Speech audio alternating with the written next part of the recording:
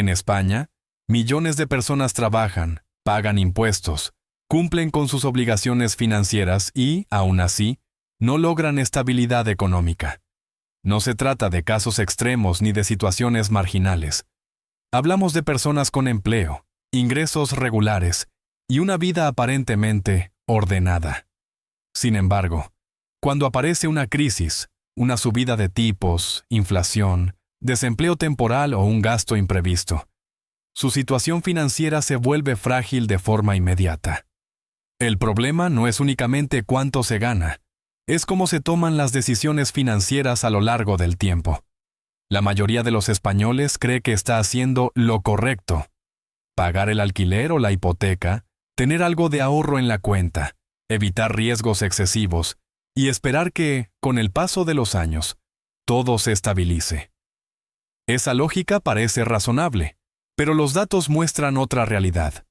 Según el Banco de España, una parte significativa de los hogares españoles no podría afrontar un gasto inesperado de 1.000 euros sin endeudarse.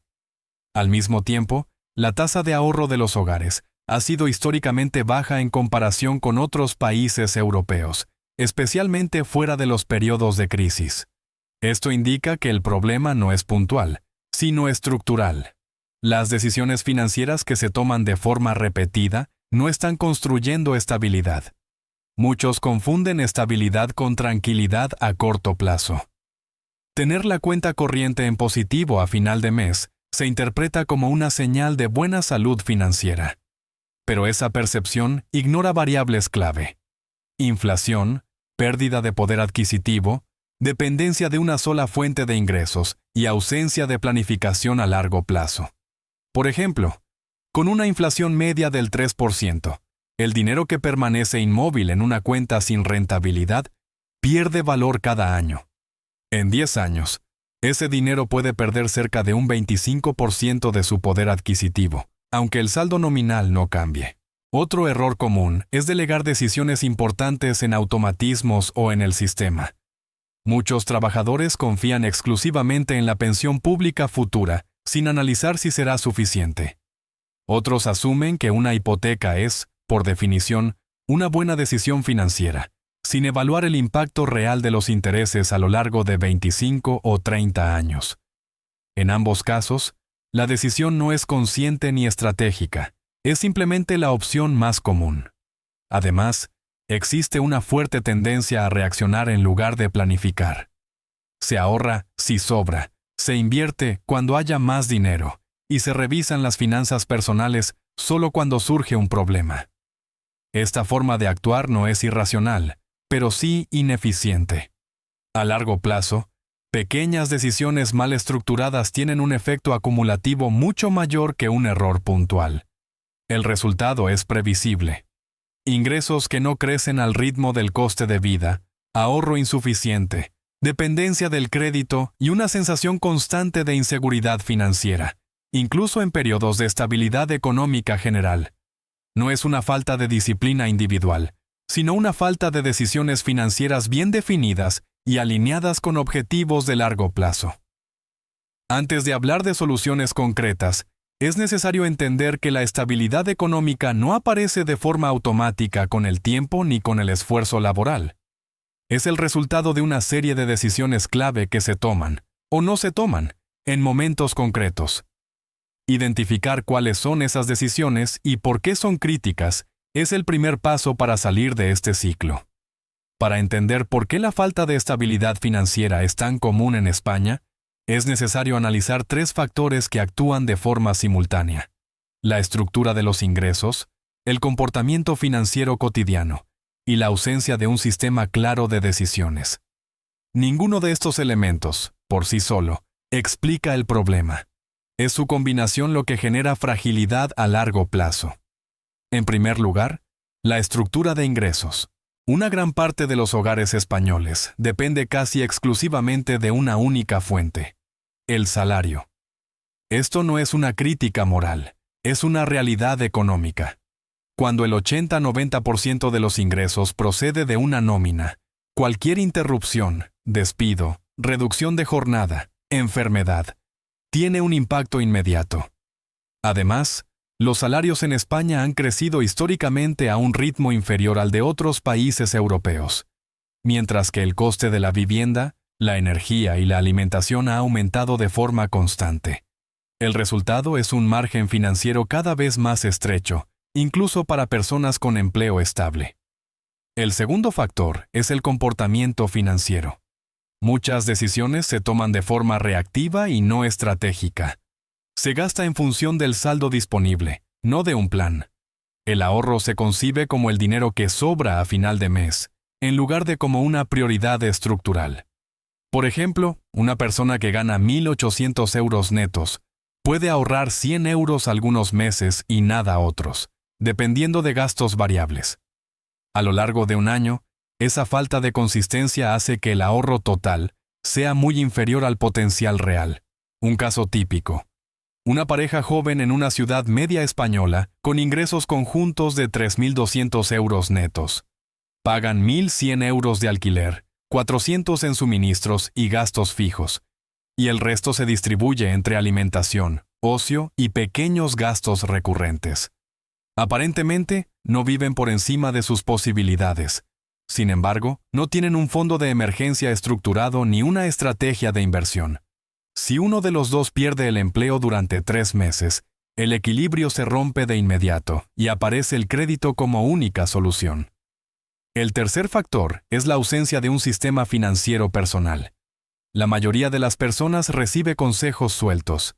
Ahorra más, gasta menos, no te endeudes, invierte cuando puedas. El problema es que estas recomendaciones no forman un sistema coherente. Ahorrar sin un objetivo claro lleva a la desmotivación. Evitar toda deuda sin distinguir entre deuda de consumo y deuda estructurada puede frenar decisiones necesarias. Invertir sin entender el horizonte temporal suele generar miedo y abandono en la primera caída del mercado. Por eso las recomendaciones estándar no funcionan. No fallan porque sean incorrectas, sino porque son incompletas. Decirle a alguien que ahorre un 10% de su salario no resuelve el problema si no se define para qué, dónde y bajo qué condiciones.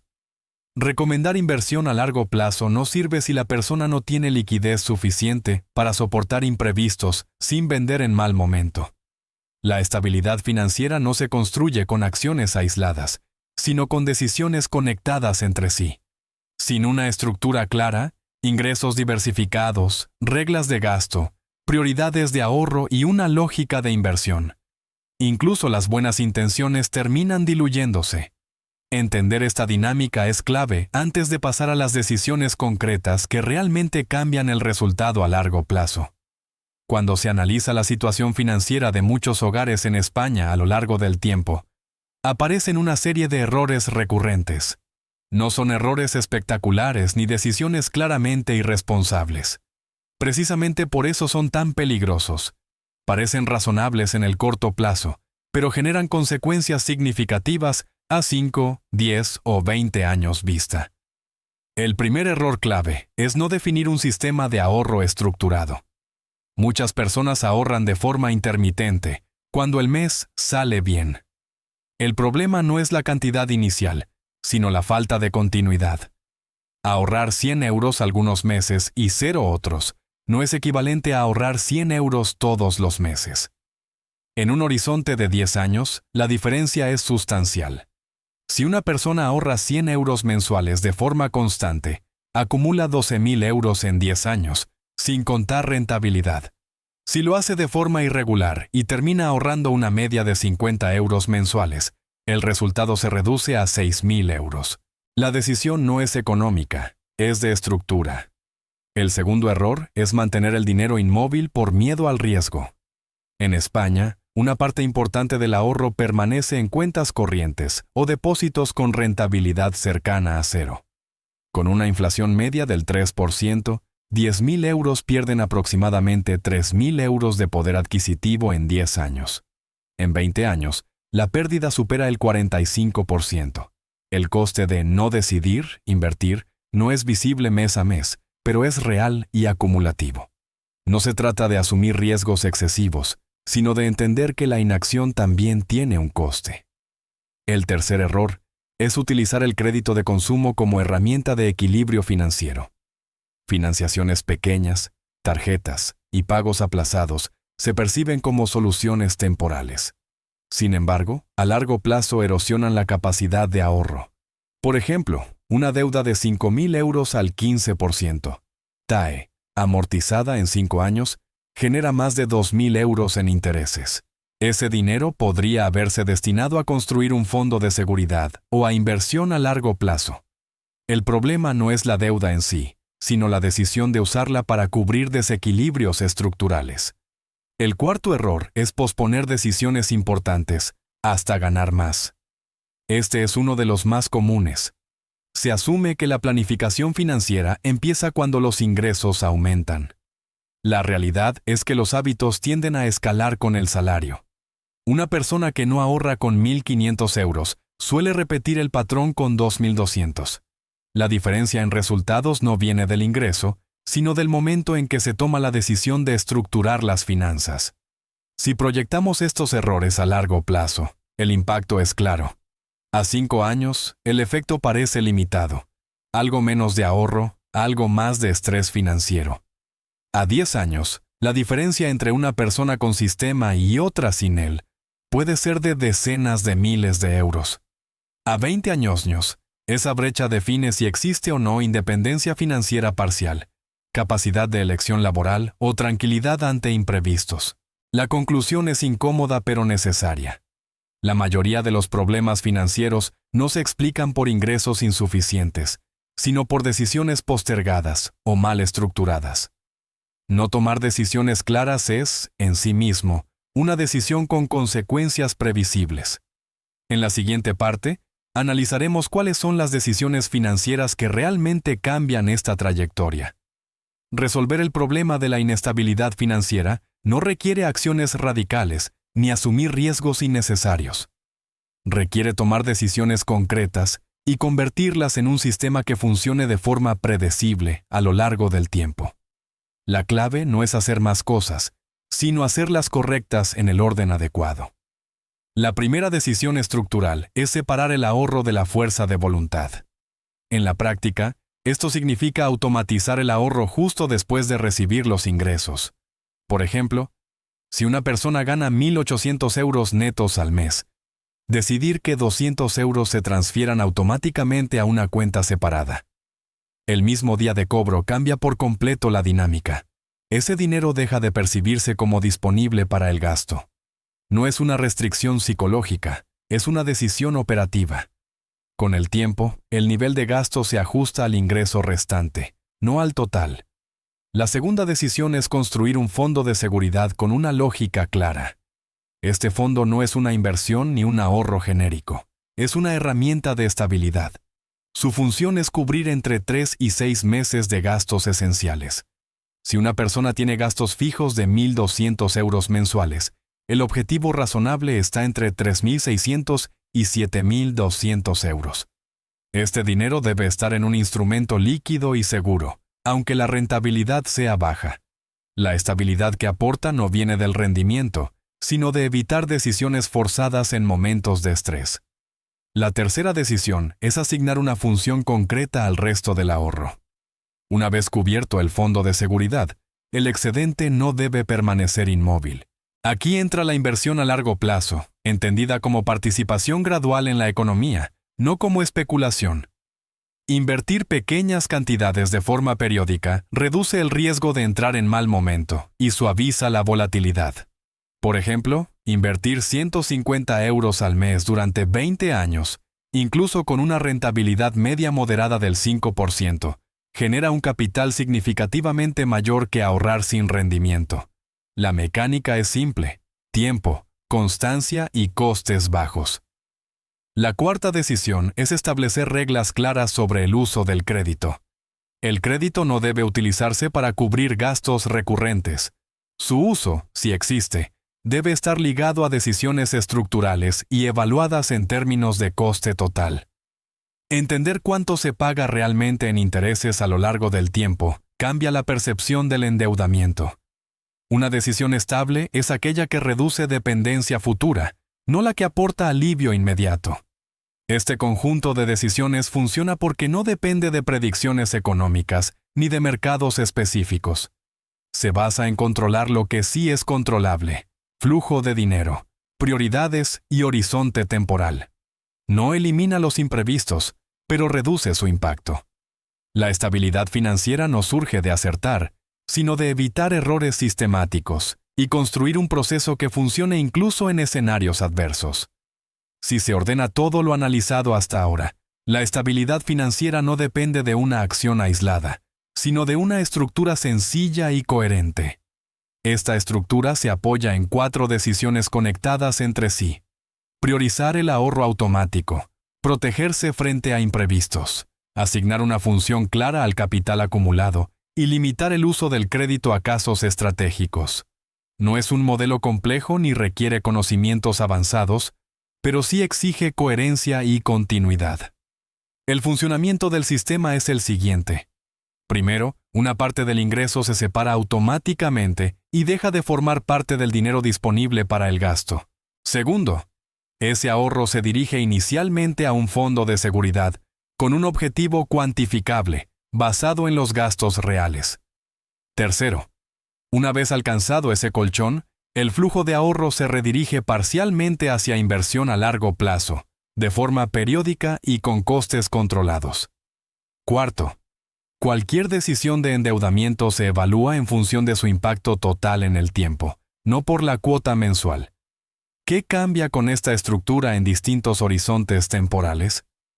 En el primer año, el cambio principal no es el capital acumulado, sino la reducción de la incertidumbre.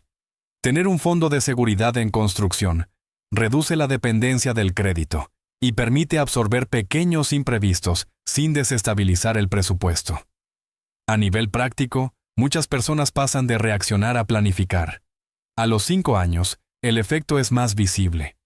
El fondo de seguridad suele estar completo, el hábito de ahorro está consolidado y la inversión periódica empieza a generar resultados acumulativos.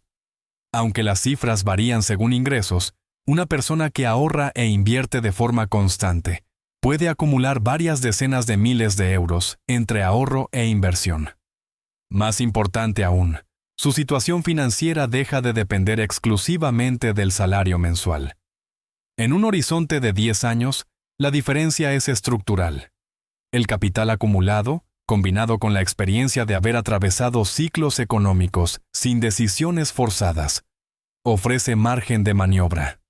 Esto se traduce en capacidad de elegir, cambiar de empleo sin urgencia, reducir jornada, asumir un proyecto propio o simplemente absorber periodos de inestabilidad sin recurrir a deuda de consumo.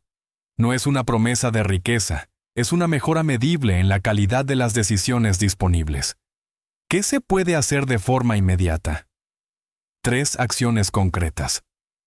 Primero, calcular los gastos esenciales mensuales y definir el objetivo del fondo de seguridad. Segundo, automatizar una transferencia de ahorro, aunque sea modesta, vinculada al día de cobro. Tercero, revisar cualquier deuda existente y entender su coste total, no solo la cuota. Estas acciones no requieren cambios drásticos y pueden ejecutarse en pocos días. La estabilidad económica no es un resultado automático del tiempo ni del esfuerzo laboral. Es la consecuencia de decisiones financieras coherentes, sostenidas y alineadas con un horizonte largo. Cuando las decisiones se estructuran correctamente, los resultados dejan de depender de la suerte y pasan a responder a una lógica previsible.